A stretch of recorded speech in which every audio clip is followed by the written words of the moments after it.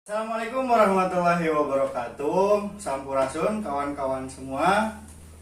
Saya izin memperkenalkan diri, Surajuddin Hamdan sebagai Ketua Bidang Informasi dan Komunikasi Ikatan Mahasiswa Kuningan periode 2021-2022. Ya, tepatnya Kabinet Anggrahatana. Kali ini menjadi podcast pertama yang merupakan program dari bidang Infokom itu sendiri. Kemudian saat ini dari kesempatan kali ini saya akan berbincang-bincang langsung dengan Ketua Umum Ikatan Mahasiswa Kuningan periode 2021-2022 Kak Alif ya.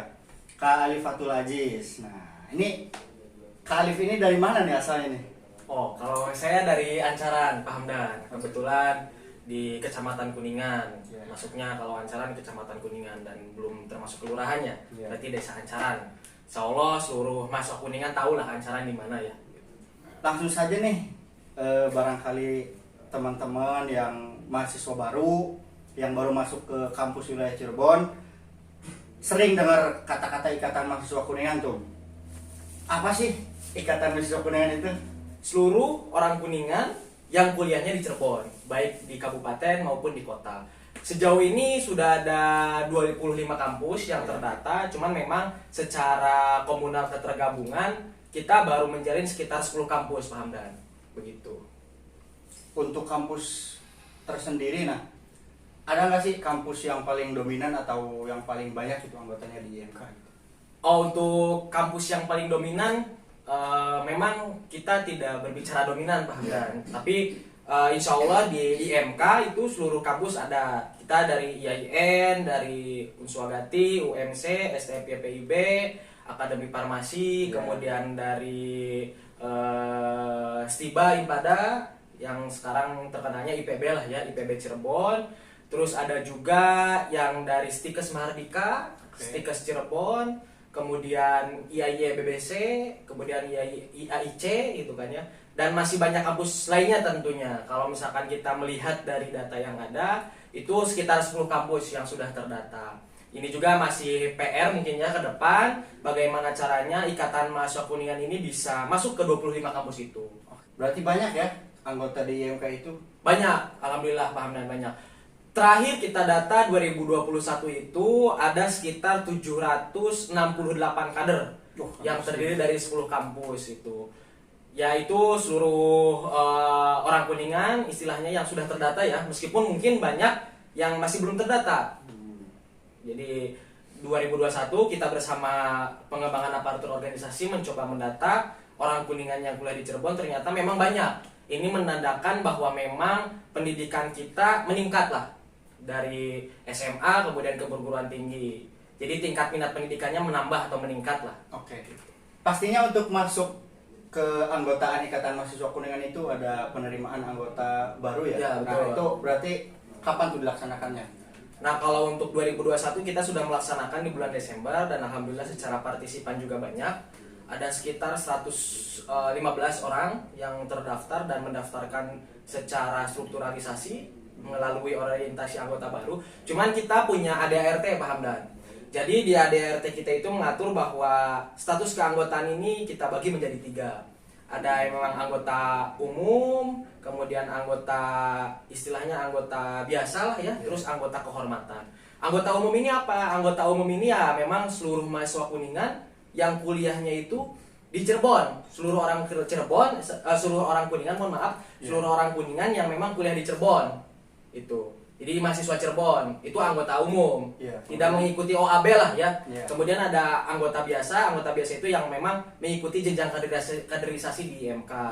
Itu anggota biasa, dan anggota kehormatan itu ya alumni-alumni kita lah. Kebetulan kita juga di IMK, setelah selesai di IMK kita juga ada ikatan persaudaraan atau ikatan kekeluargaan di keluarga besar alumni IMK. Oh, berarti ranah silaturahminya nggak cukup di IMK ya? Betul, IMK, tidak cukup di IMK. Jadi setelah di IMK kita bergelut di organisasi, setelah di IMK kita tetap menjalani silaturahmi di keluarga besar alumni. Jadi karena kita organisasi daerah, di sisi lain pengembangan SDM-nya harus ada, di sisi lain silaturahmi kita harus tetap terjalin. Jangan sampai ketika kita masuk ke IMK hanya dalam struktural, setelah struktural selesai gitu. Tapi bagaimana caranya kita tetap bisa menjadi silaturahmi ke depannya. Oke, di IMK itu sendiri kan pastinya ada program-program, kemudian ada bidang-bidang ya, Ya, yang betul. menaungi program-programnya masing-masing. Nah, kalau boleh tahu nih, ada bidang apa saja nih di IMK? Kalau di IMK sampai saat sekarang ada 6 bidang. Pertama ada pengembangan aparatur organisasi, yang kedua ada keilmuan minat dan bakat, yang ketiga ada pemberdayaan keperempuanan, terus keempat ada pengabdian masyarakat, yang kelima informasi dan komunikasi, dan yang terakhir ada usaha ekonomi produktif. Dan di tahun sekarang ini di bidang usaha ekonomi produktif kita punya badan usaha baru Pak Hamdan yang sudah terdaftar di badan hukum. Apa tuh? Yaitu Koperasi IMK. Oh. Nah, koperasi ini harapannya ke depan bisa istilahnya menunjang perekonomian di IMK tersendiri. Bagaimana caranya IMK ke depan menjadi organisasi yang mandiri, Pak Hamdan? Dengan misalkan partisipasi dari seluruh anggota, kemudian kita masukkan ke dalam koperasi, dan di koperasi ini kita olah, dijadikan modal, kemudian ke depan IMK akan mempunyai usaha yang tetap, di mana ini bisa membantu para kader yang memang membutuhkan biaya ekonomi, kemudian kita membantu organisasi bagaimana roda organisasi tetap berjalan dan mempunyai keuangan tersendiri, begitu Pak Hamdan. Berarti keanggotaan koperasi itu seluruh anggota IMK apa gimana Pak? Nah, sebenarnya yang kita harapkan seluruh anggota IMK ini bisa mendaftar di koperasi IMK. Ya. Karena kenapa kita harus mendaftar di koperasi IMK? Satu, kita bisa menabung. Yang kedua, ketika kita menabung kita akan mendapatkan keuntungan, Pak Hamdan. Keuntungan apa? Keuntungan dari sisa hasil usaha yang kita laksanakan. Karena sistem koperasi adalah sistem ekonomi kerakyatan gitu. Jadi ketika adanya koperasi ini, sebenarnya harapan kami dari kepengurusan itu bisa menunjang perekonomian kader-kader IMK khususnya ya. Kalau secara umum kita bisa membuka usaha yang memang dijalankan secara komunal gitu.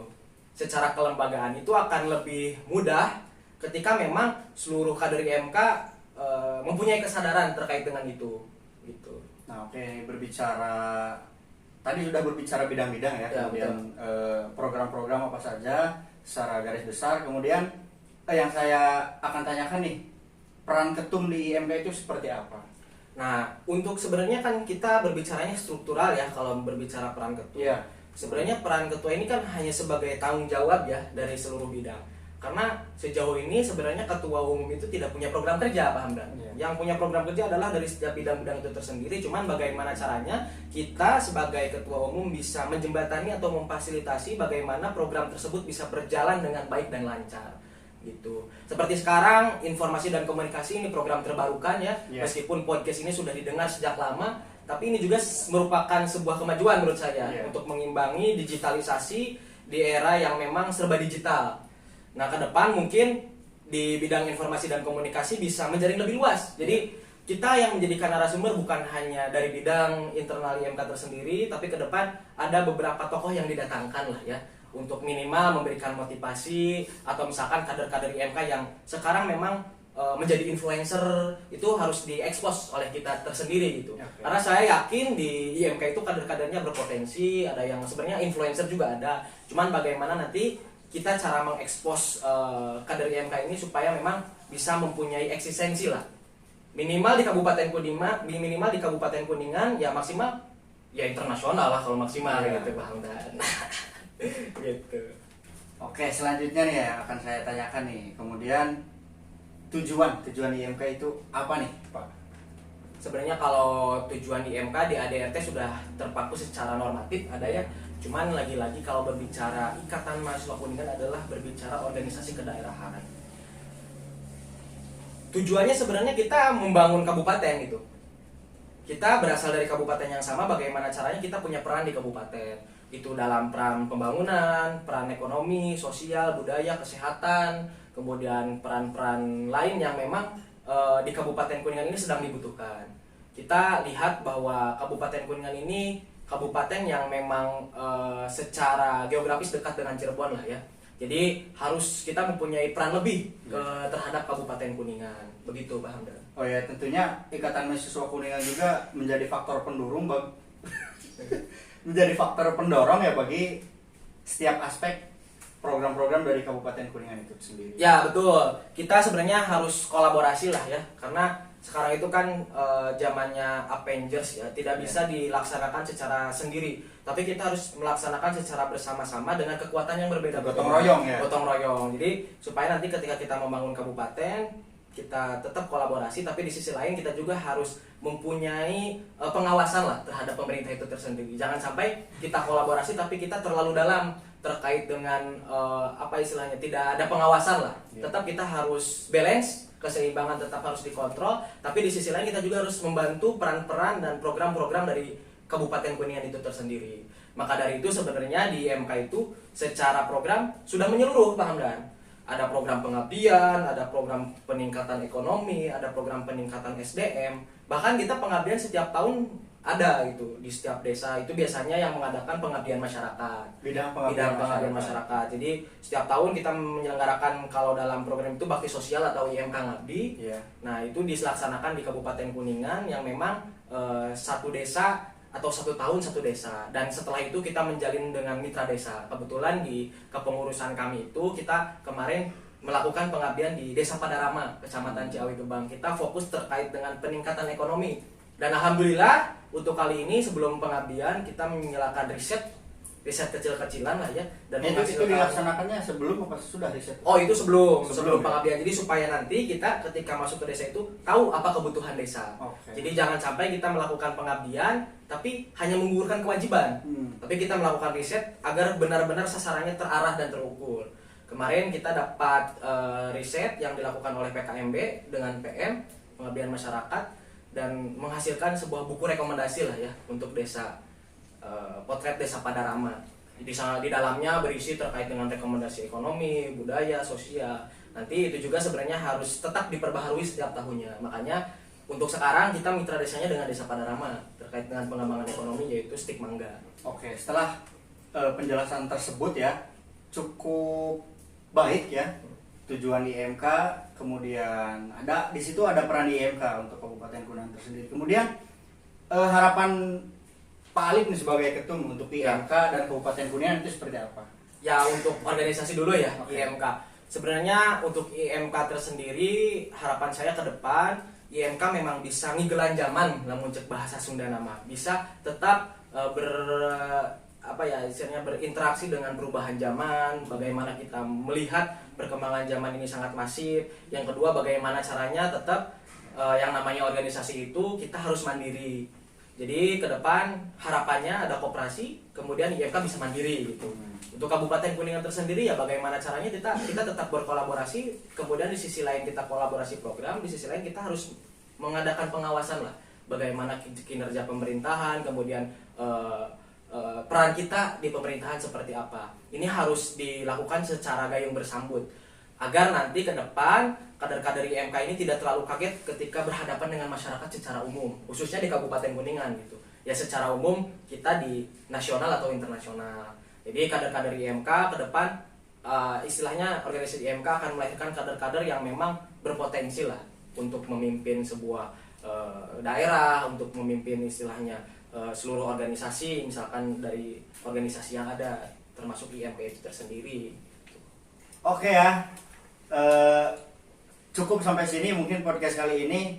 Terakhir kata-kata yang akan disampaikan oleh Ketua Umum IMK langsung untuk seluruh mahasiswa asal Kuningan yang berkuliah di Cirebon. Silakan Pak. Siap.